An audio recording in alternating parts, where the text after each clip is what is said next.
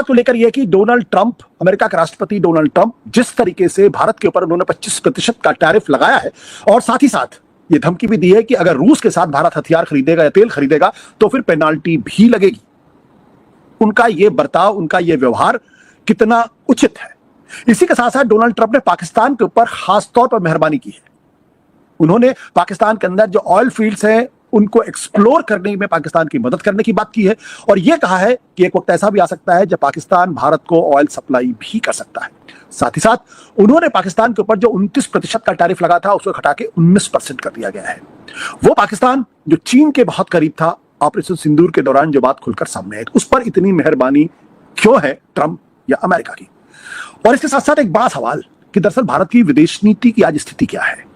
क्या भारत की विदेश नीति ऐसी हो गई है कि अमेरिका और चीन दोनों से उसको एम्बैरेसमेंट झेलना पड़ रहा है और दोनों ही कहीं ना कहीं पाकिस्तान को लेकर मेहरबान है? क्या ये जियोपॉलिटिक्स में भारत पीछे हटता हुआ दिखाई पड़ रहा है? जो लोग ये कह रहे हैं कि ऑपरेशन सिंदूर के दौरान भारत पूरी तरीके से अलग थलग पड़ गया और पाकिस्तान को रोग स्टेट या आतंकवादी देश बताने और समझाने के लिए कि भारत में आतंकवादी गतिविधियां कर रहा है, इसके लिए भारत को 7 बड़े डेलीगेशन 35-36 देशों में भेजने पड़े थे। लेकिन फिर भी पाकिस्तान के साथ चीन भी बिजनेस करना चाहता है, रूस भी बिजनेस करना चाहता है और अमेरिका भी मेहरबानी कर रहा है। ऐसे में भारत की विदेश नीति पर जो सवाल खड़े हैं उस पर चर्चा करने के लिए, जानकारी के लिए और उसका उचित और सही निष्पक्ष विश्लेषण करने के लिए विवेक काटजू जी का आपका बहुत बहुत स्वागत है हमारे इस विशेष कार्यक्रम में। सर, ये सबसे पहले तो आपकी पहली प्रतिक्रिया क्या है जिस तरीके से ट्रंप ने भारत के ऊपर 25% का जो एक तरीके से टैरिफ लगाया है, एक धमकी भी दी है, इसको आप कैसे और किस नजर से देखते हैं? देखिए, बुधवार को अमेरिकी समय के अनुसार वहां के पाकिस्तान के राजदूतावास ने वॉशिंगटन स्थित यह ऐलान किया कि अमेरिका में और पाकिस्तान में व्यापार संधि हो गई। अगले दिन यानी कल पाकिस्तान के समय के अनुसार 10:02 पर शहबाज शरीफ प्रधानमंत्री जी ने ट्वीट किया या एक्स पे कहा कि हम ट्रंप के शुक्रगुजार हैं कि ये ऐसी ऐतिहासिक डील हम दोनों देशों के बीच में हुई।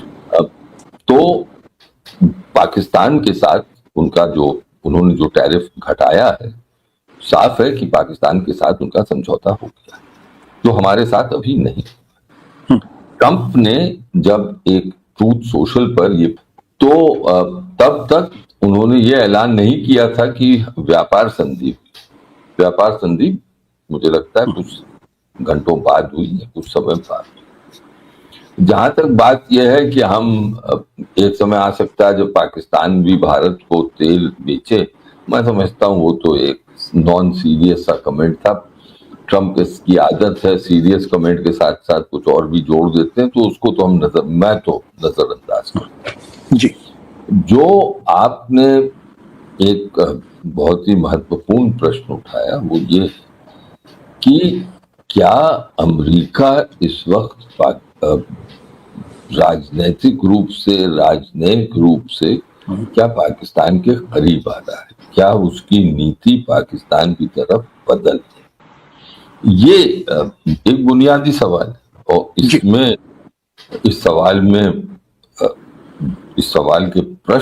इस सवाल का जो एक जवाब है, हमें हमारे राजनयिकों को खोजना और उनको ये समझना है कि इस वक्त अमेरिका का रवैया, ट्रंप का रवैया पाकिस्तान की तरफ क्या है, इसके राजनीतिक पहलू क्या हैं, इसके व्यापारिक पहलू तो हमें पता ही चल गए, इसके जो राजनयिक पहलू वो क्या है, इसमें क्या कुछ डिफेंस एस्पेक्ट्स हैं, इन सब को हम अब बारी बारी इस सब पर बात कर सकते हैं अगर आप चाहें। जी बिल्कुल। सबसे पहले तो ये जो पाकिस्तान से नजदीकी का कारण आप क्या समझते हैं, जबकि मैसेज ये है कि चीन पाकिस्तान के बहुत करीब है और चीन ने एक तरीके से पाकिस्तान के लिए प्रॉक्सी वॉर भारत के खिलाफ लड़ा ऑपरेशन सिंदूर के दौरान।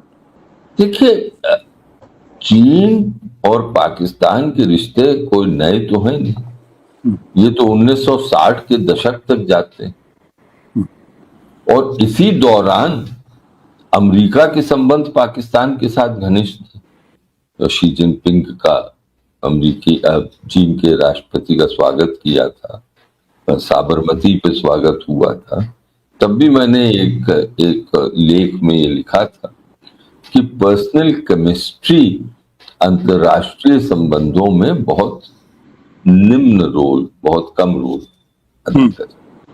क्यों मैं ये कह, देखिए व्यक्तिगत दोस्ती एक, लेकिन एक राजनेता की जवाबदेही किसको होती? उसकी जवाबदेही तो अपनी जनता को होती।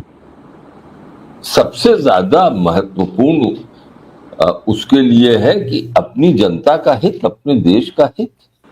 जब तक उसके देश का हित और किसी और देश का हित साथ साथ चलते हैं, तो फिर अगर उन दो देशों के नेताओं में गर्मजोशी हो तो अच्छा है। लेकिन यहां जब उन्हीं देशों के हितों में टकराव होता है तो दोस्ती उस टकराव को थोड़ा बहुत प्रभाव डाल सकती है, लेकिन उससे ज्यादा नहीं। हम ये भूल जाते हैं। आपने जो प्रश्न पूछा, मैं एक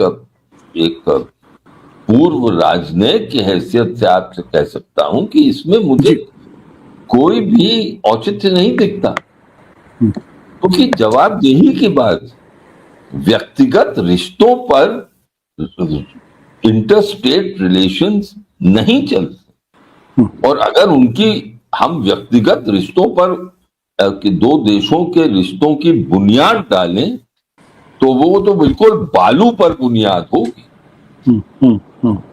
अस्थिर बुनियाद होगी, तो उसको तो आप छोड़ ही दें।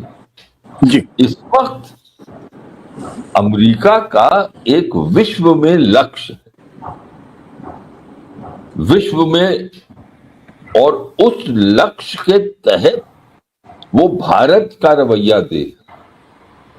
अब क्या, पहली चीज तो ये है कि वो चीन के साथ चाहते हैं कि कुछ ना कुछ मुझे लगता है कि कुछ एक किस्म से, जिसको अंग्रेजी में कहते हैं मोडस विवेंडी हो जाए, कोई एक इस तरह की स्थिति हो जाए जो स्थिरता के साथ हमारा कंपटीशन भी रहे लेकिन कोऑपरेशन भी रहे, रिश्ते पूरे रूप से टूटे।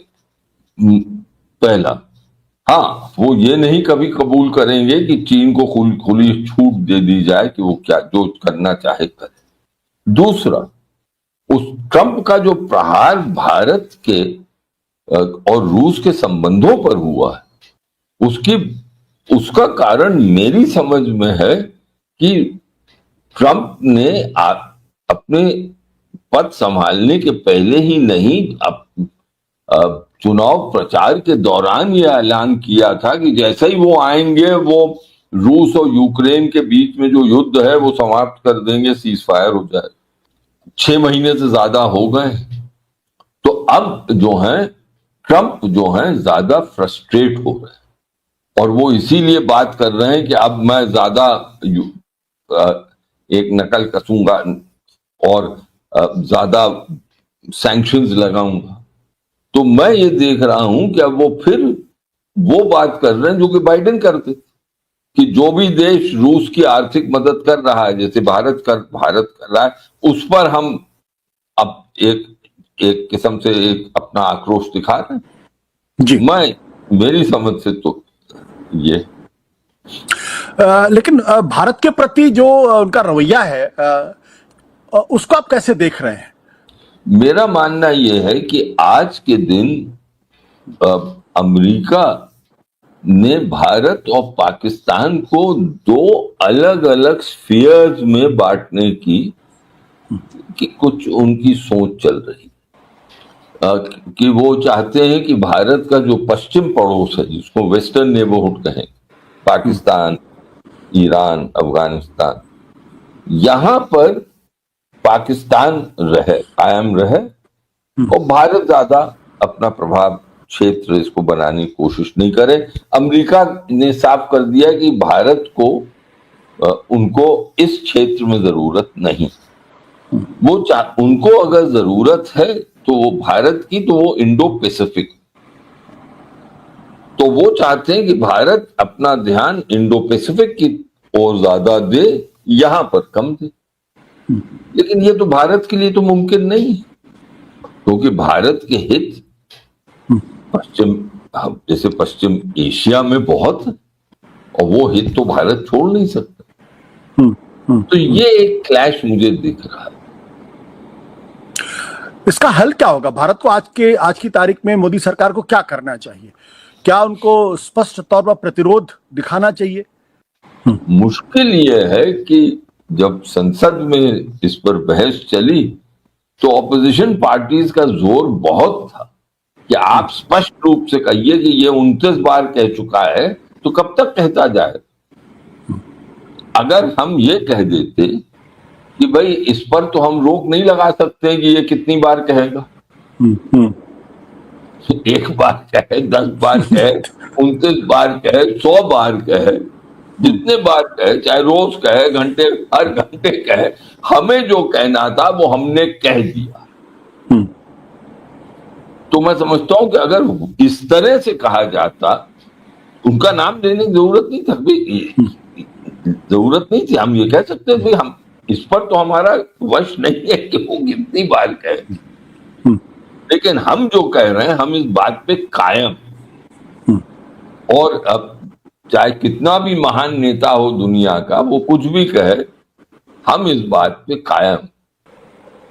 तो लेकिन हमने जो अल्फाज इस्तेमाल किए, मुझे लगता है वो ट्रेड डील पे जो बातें हो रही थी उसके कारण कुछ नेविगेशन जो हम करने की कोशिश कर रहे थे वो कुछ बेहतर हो सकता। ये कमजोरी का प्रतीक नहीं माना जाएगा?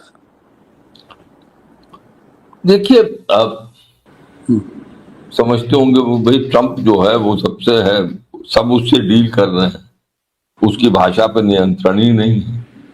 जो एक परंपरागत कूटनीति होती है वो उस कूटनीति से बहुत अलग रास्ता ये अपनाता है, तो इससे डील करना बड़ा मुश्किल है। क्या तो ये जो एक विडंबना है भारत की, ये सब जानते हैं क्योंकि उनकी भी यही विडंबना रही। तो ये तो राजनयिक बात हुई।